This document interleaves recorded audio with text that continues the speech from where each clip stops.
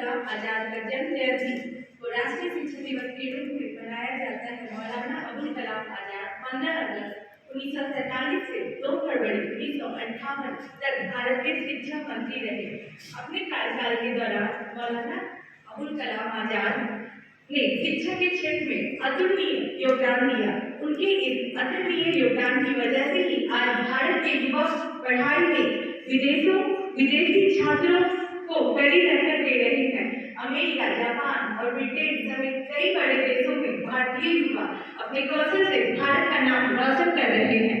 आइए जानते हैं राष्ट्रीय शिक्षा दिवस और मौलाना अबुल कलाम आजाद के जीवन से जुड़े कुछ रोचक तथ्य।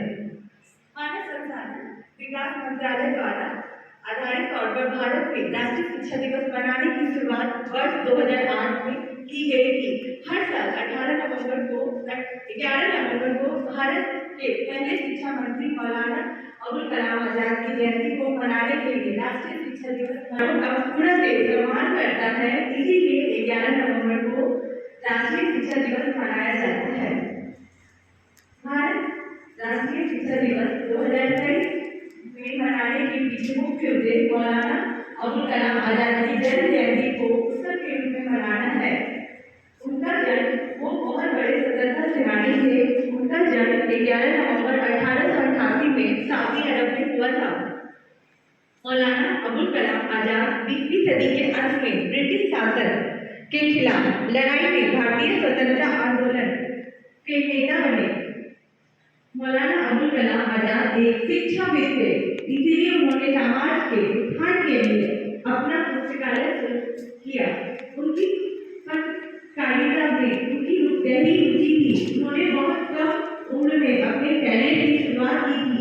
उन्होंने 1899 में नायरत आलम नामक कविता के साथ अपनी पहली काव्य पत्रिका प्रकाशित की थी। उन्होंने पत्रकारिता में प्रवेश किया और कलकत्ता में अल हिलाल नाम से एक उर्दू अखबार प्रकाशित करना शुरू किया। ऐसा माना जाता है कि अल हिलाल को ब्रिटिश नीतियों पर हमला करने के लिए एक अखबार के लिए हथियारों के रूप में इस्तेमाल किया गया था। सत्ता के लिए सच बोलते हुए अबुल कलाम ने बाद में अल हलाल नामक एक और साप्ताहिक शुरू किया।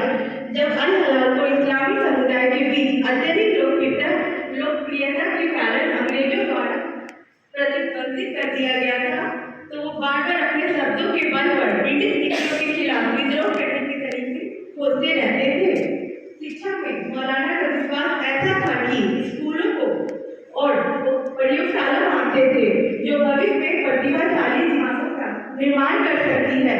उन्होंने लड़कियों की शिक्षा पर भी बहुत जोर दिया और हमारे देश की प्रत्येक महिला को सभी नागरिक अधिकारों के लिए शिक्षित करने की आवश्यकता पर जोर दिया।